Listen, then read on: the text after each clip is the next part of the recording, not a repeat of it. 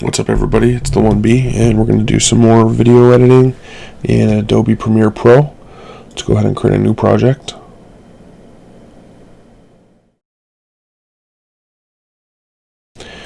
And this is going to be for the third step of my vulture mascot project.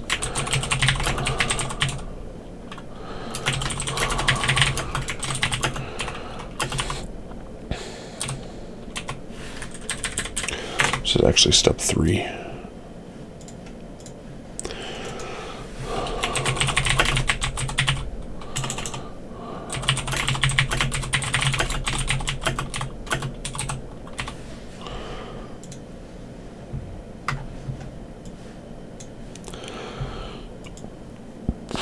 $522.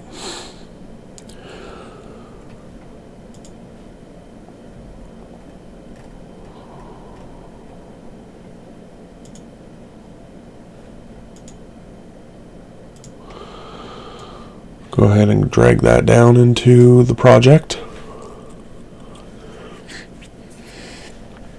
And then we need my end screen, YouTube end screen right here. Go ahead and drag that in as well. Then we're going to take the actual video, drag it into the timeline.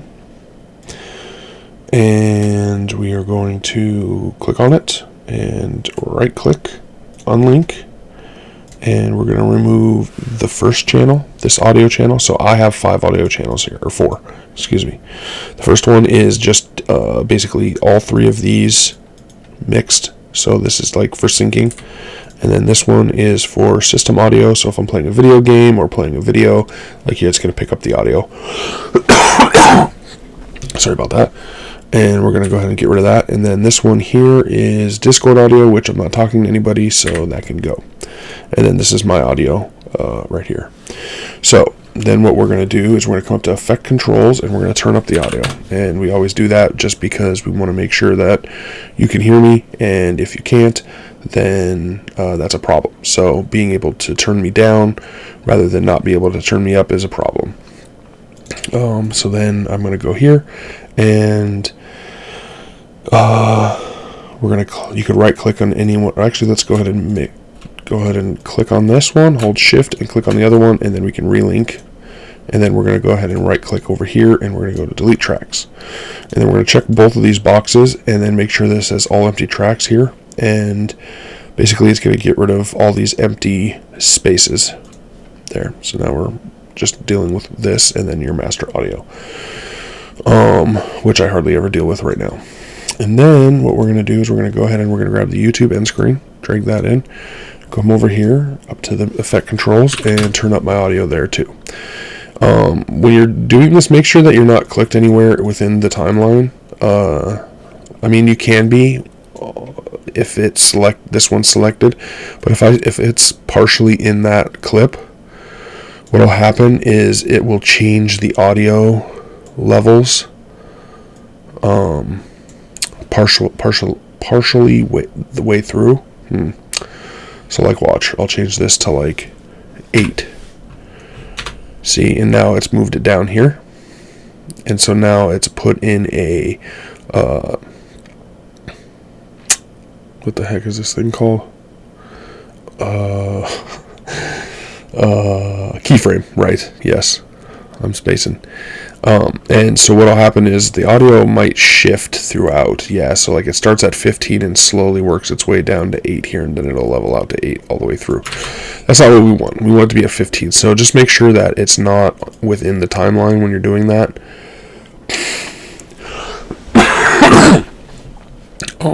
There. So now we have audio done for the beginning, the audio for both of these set up. And now we just need to go and make sure that the beginning and the end have no dead space that I want to move. What's up, everybody? It's the 1B again, and this is so we want to do from like right here.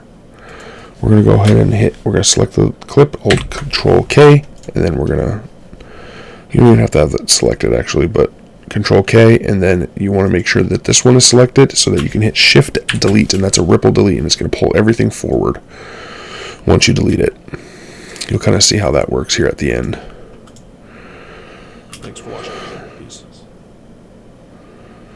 And right there, and then we will Control K.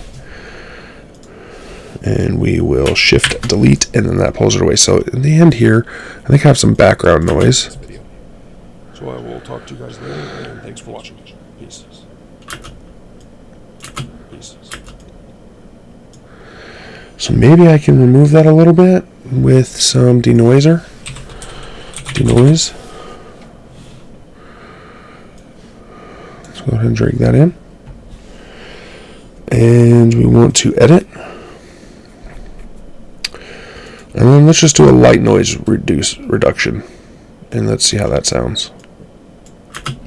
So I will talk to you guys later, and thanks for watching. Peace.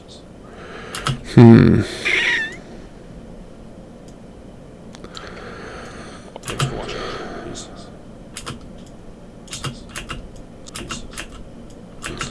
I don't think it's going to get removed. We could try a heavy one, but it's already sounding funky. Thanks for watching. Peace. Nope, it's in there. So let's go ahead and remove that. That's annoying, but what are you gonna do?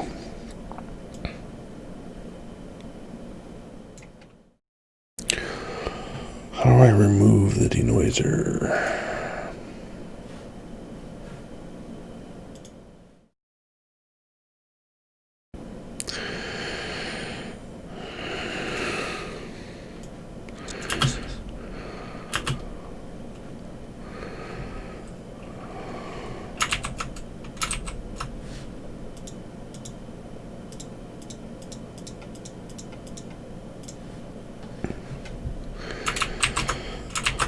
Okay, we just undid it all the way out. Control S will save it for you. Control M will export settings.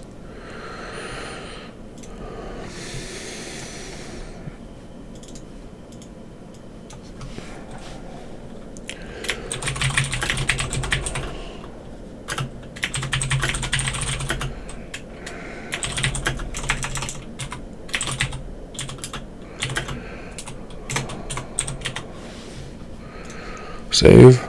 Normally you can export this way and have Adobe Media Pro do it. Adobe Premiere Pro do it. I like using Adobe Media Encoder, so I queue it.